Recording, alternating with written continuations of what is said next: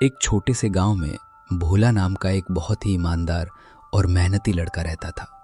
भोला लोगों के घरों और गांव की सड़कों पर सफाई का काम करता था। वो बहुत गरीब था, लेकिन उसका दिल सोने जैसा था। उसके पास सिर्फ एक पुरानी और टूटी फूटी झाड़ू थी, जिससे वो दिन रात मेहनत करता था। एक शाम जब भोला जंगल के रास्ते अपने घर लौट रहा था, तो उसने देखा कि एक बूढ़ा आदमी रास्ते से कांटे हटा रहा है। भोला तुरंत उसकी मदद के लिए आगे बढ़ा और अपनी झाड़ू से पूरा रास्ता साफ कर दिया। वो बूढ़ा आदमी असल में एक जादुई परी थी, जो भेष बदल कर आई थी। भोला की ईमानदारी और मददगार स्वभाव से खुश होकर परी ने उसे एक चमकती हुई सुनहरी झाड़ू दी और कहा, भोला, ये कोई साधारण झाड़ू नहीं है, ये एक जादुई झाड़ू है। इससे जहां भी सफाई होगी वहां खुशहाली आएगी। भोला जब घर पहुंचा तो उसने अपनी पुरानी झोपड़ी में झाड़ू लगाई। जैसे ही झाड़ू जमीन पर चली, झोपड़ी पक्के घर में बदल गई और घर अनाज से भर गया। भोला समझ गया कि ये झाड़ू सचमुच जादुई है।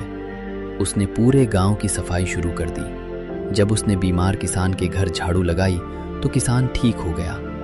जब उसने सूखे खेत में झाड़ू चलाई तो वहां हरी भरी फसल उगाई।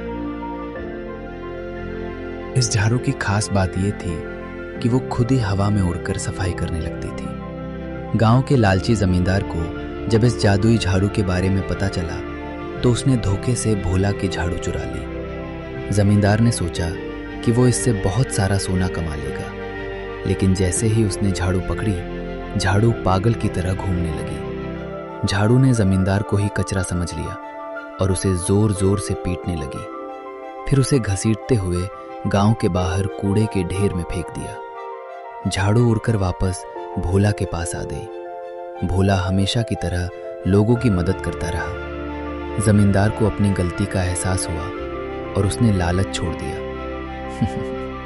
सीख: ईमानदारी और नेक दिली का फल हमेशा मीठा होता है, जबकि लालच हमेशा नुकसान पहुंचाता है।